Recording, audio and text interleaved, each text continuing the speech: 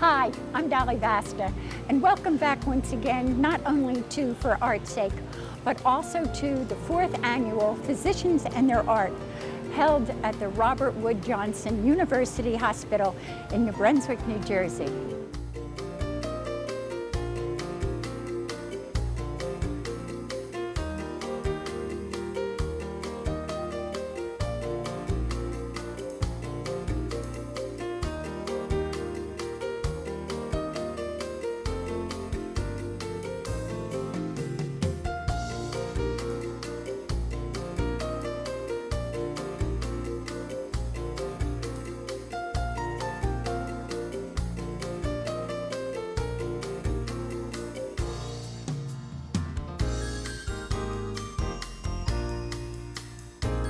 Dr. Bachner, as Director of Physicians and Their Art, have you found that it has just grown beyond what you thought? It sure did. We started 4 years ago with 12 artists and 60 works of art, and I now have 150 artists, physician artists, in my database.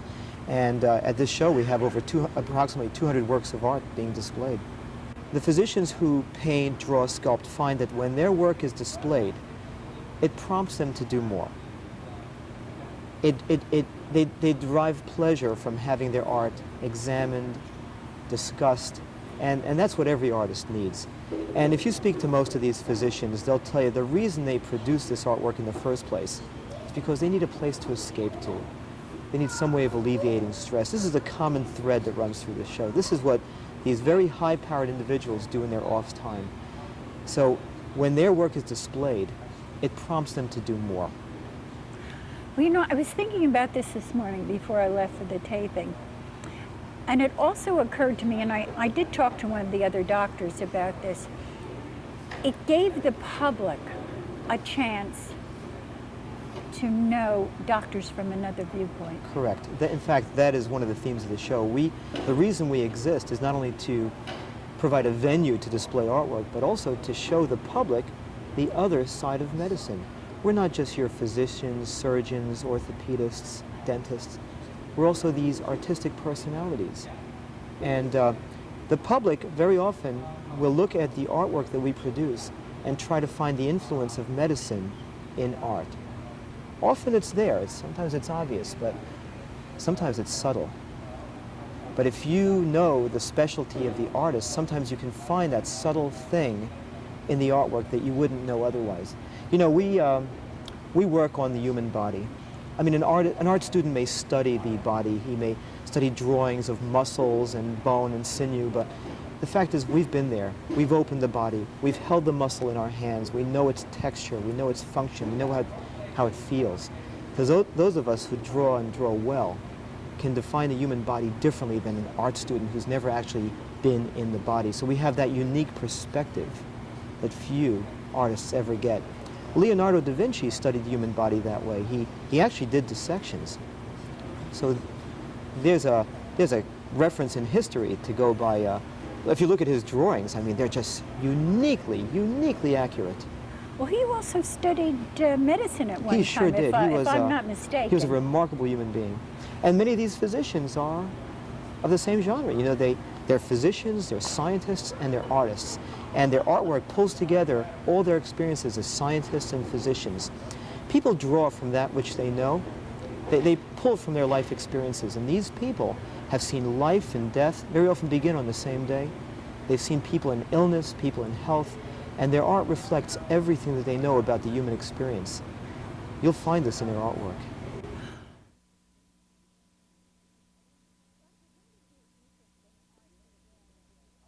Doctor, when did your interest in art begin? Did you always have it?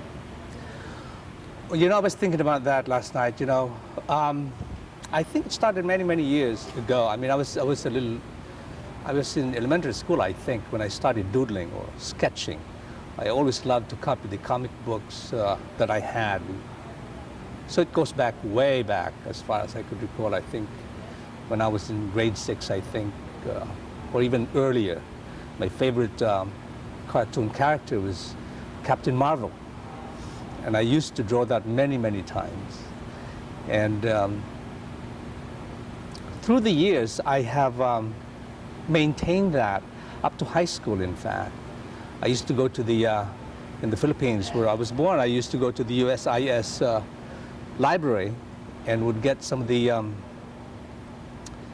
Time Life magazine where they have pictures, photographs, and I would copy them.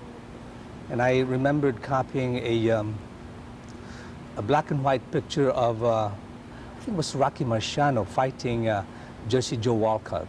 And I love that. I was thinking of looking for that.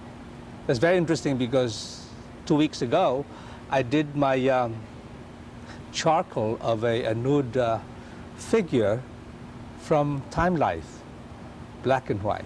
So it's like a full circle here.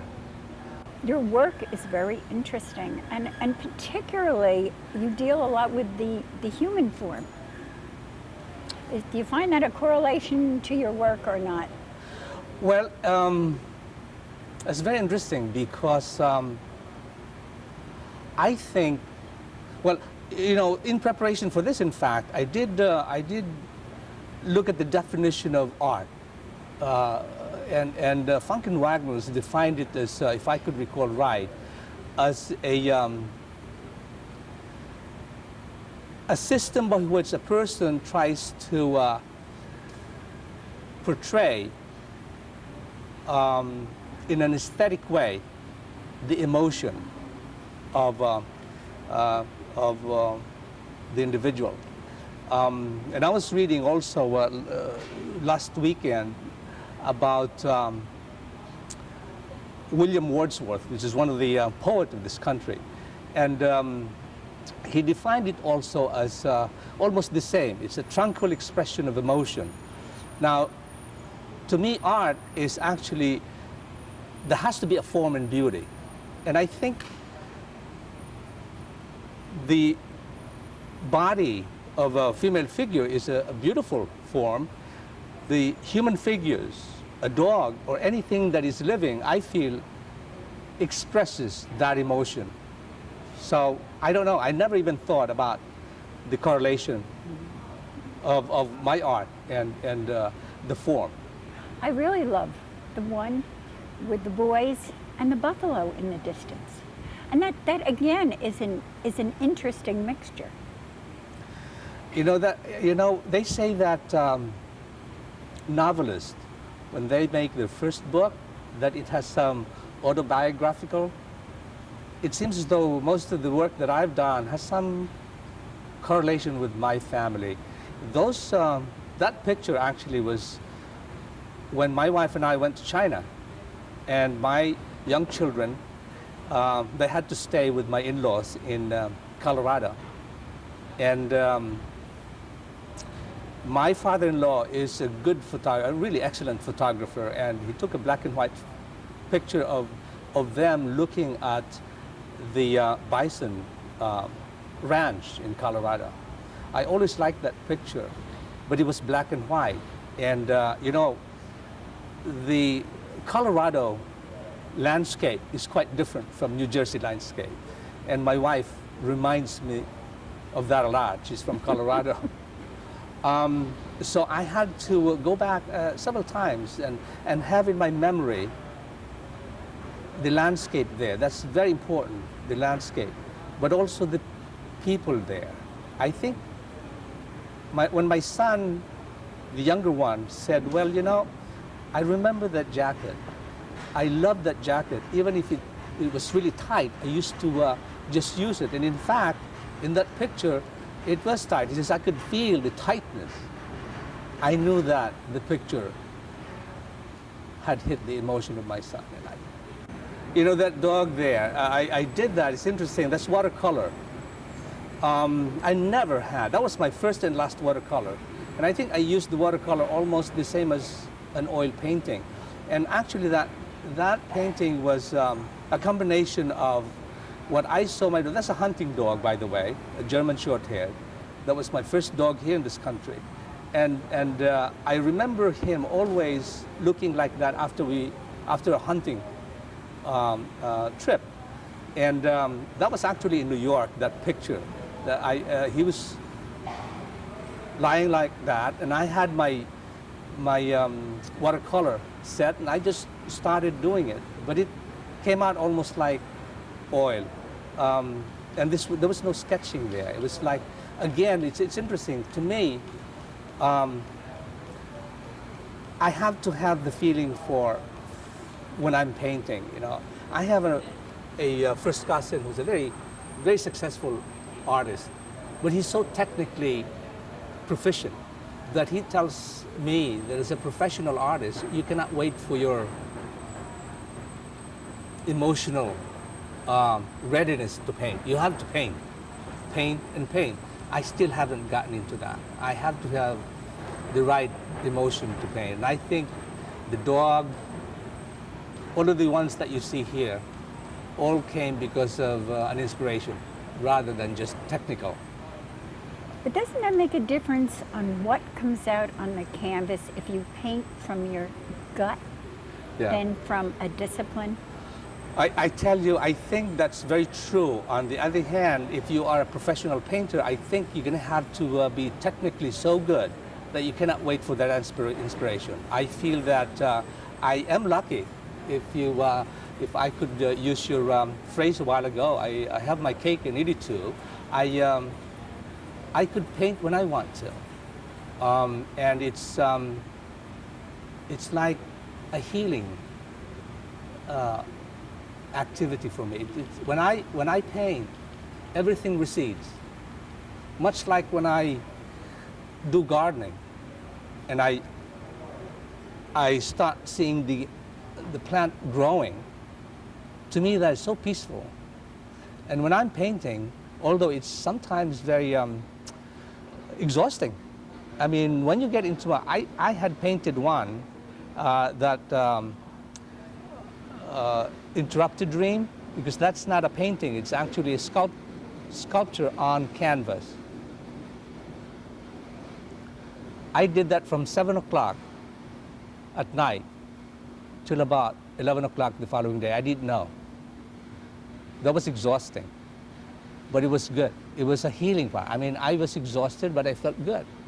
So there's a correlation between the emotional release for me and the act of painting. Did you set out to be an artist or a doctor? I started out in art. My training began, I suppose, young. You know, I was in high school or so, and I took some extra training through Carnegie Institute, and soon found that that was something that I wanted to pursue. So I went into college and began in a Bachelor of Fine Arts program, which was very nice, a lot of fun.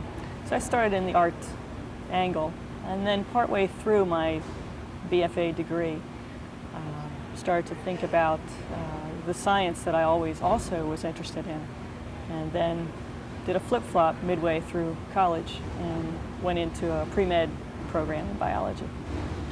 I have always felt, and we talked about this a little bit earlier, that there's a definite correlation between medicine and art. And you are a cardiologist, a non-invasive cardiologist.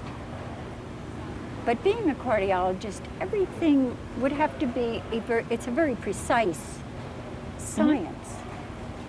It's precise, and but it requires interpretation, which most of medicine does. Medicine is, you have certain facts, certain ultimate indicators, but then you have to have interpretation ability, and the art of medicine, which is more interpretation. I think you need to have sensitivity to patients and an ability to pick up from people in order to be able to help them to heal and help them to, you know, to find out how to get to the bottom of what their illness is. Well, it's not really black. It's not really all black then. No. It's more fuzzy logic, what I call fuzzy logic. Fuzzy logic. I like that expression. Grayish fuzzy logic, where you have to be able to pretty much respond at a moment's notice to what information you're getting, and pretty much creative and sensitive. Do you feel art is the same way? It's not really black, it's not really white, it really is a fuzzy medium? Yeah, I think you need to, and I think that goes back to several things. In other words, for art, in order to have the fuzzy medium and to be able to respond to your feelings, you need to have a lot of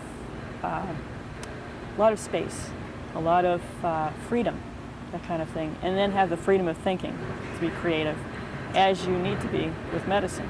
In both, you need to respond to what the needs are at the time. Well, a lot of your artwork is comprised of pieces of things, and we were talking about that in the garden because both of us like to garden, and that you will spot one little section. What I've seen is that a lot of times I think we go by, I mean, everyone does this. You go by an area, you see a building, and you remember the whole building, or you remember a street. But then there are little things that might particularly catch your attention. What I try to do is to see the object from a little different perspective.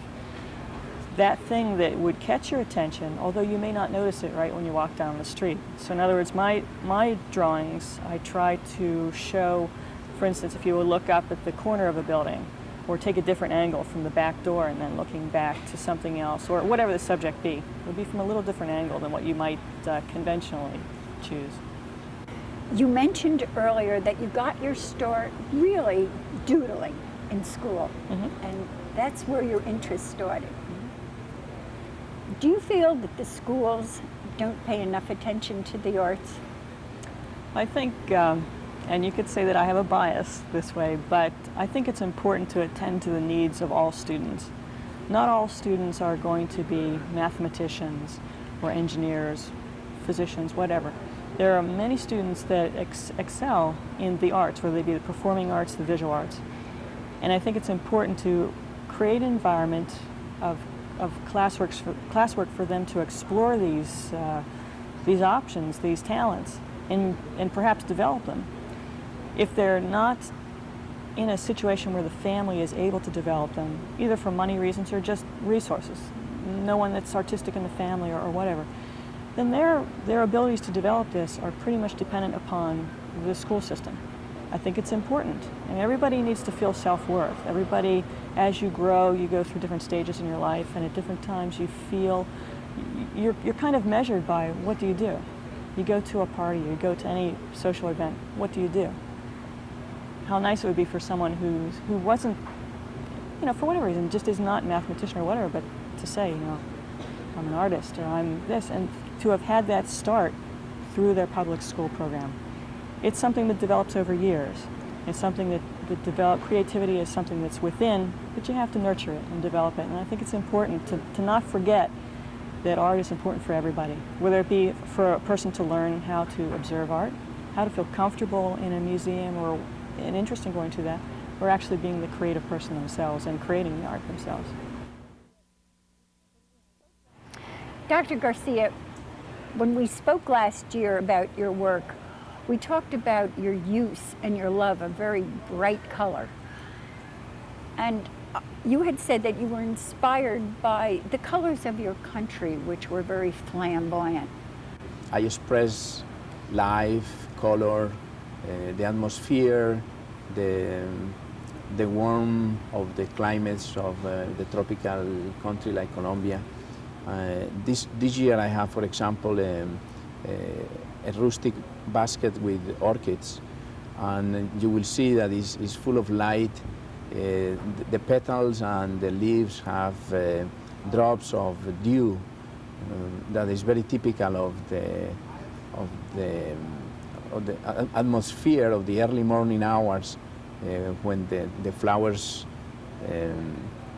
present to you with those well, they're fresh watery, after the fresh night, yeah. After a fresh night. And the interesting thing about this painting is that I didn't hang it from wires or hooks.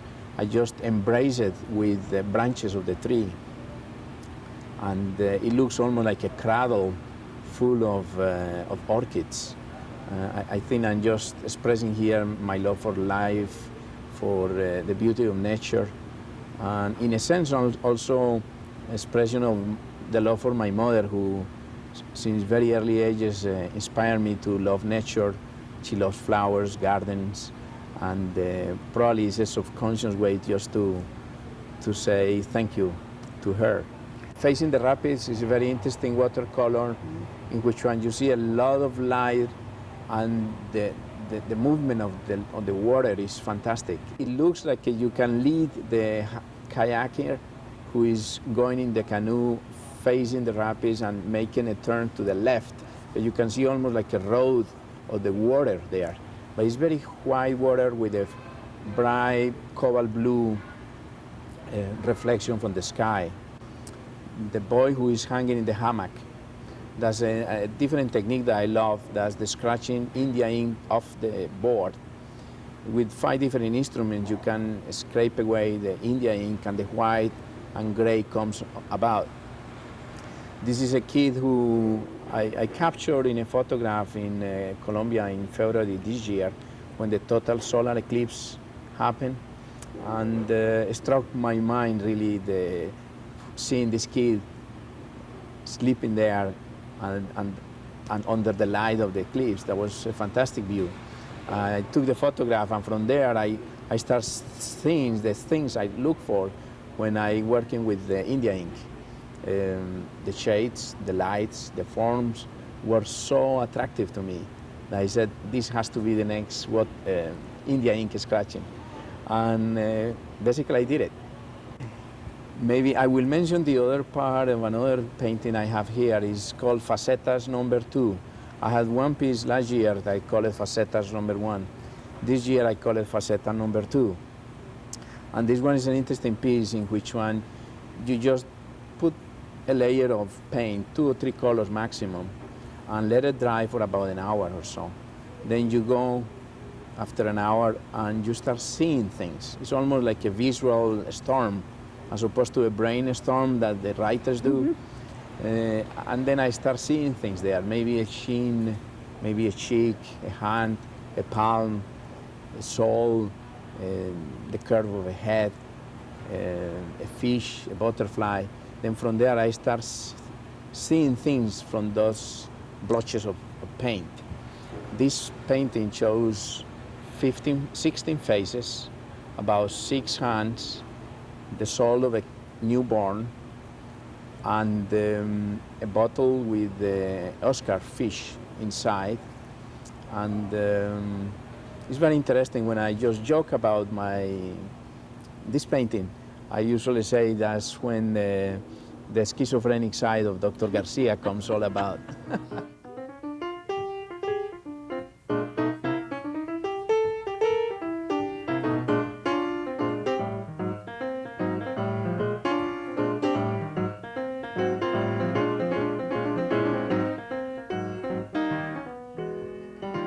There was always a piano in my house when I was growing up, and my mother played piano. So I think I may have sat down at the piano and started tinkering on the keyboard at the age of 3 or 4. But I started piano lessons, I think I was 5.5 years old. I had a teacher who came to the house, and I took piano lessons for about 2 years. And then I quit, and I never studied piano again. But when I quit the piano at the age of 7, I took up the violin. And I've studied the violin, actually, formally, from the age of 7 through the age of 21 when I graduated college. I was a music major in college. I took violin all through college. The piano was always something I just kind of did for myself. I never studied it formally. I had 2 years of lessons, as I said, between the ages of 5 and 7. But I had a very interesting teacher for those 2 years, and I really do credit the teacher who I had for those 2 years with introducing me to improvisation on the piano and popular music. I had a teacher who did not ask me to play scales and piano exercises. At the age of 5 or 6, he would bring in sheet music for popular songs. Then this is the early 1960s. You know, with the chord progressions, and I would learn melody and accompaniment and learn how to improvise on that. And that I was able to just continue doing for my own enjoyment ever since I gave up the piano formally and started on the violin. If other physicians who are watching would like to participate in in next year's exhibition, how do they go about it? They simply contact me either through calling my office, area code 732-422-8989, or they can email me at rrockhound@aol.com. That spells out rockhound. I'm a rock collector, with 2 R's. And I'll invite them to participate in our shows. We do several a year. And I think those artists who participate in this will find that participation in the society prompts them to do more. I also wanted to, before we go off, just thank the medical board at Robert Wood Johnson University Hospital for funding us like this, because without them, there is no us.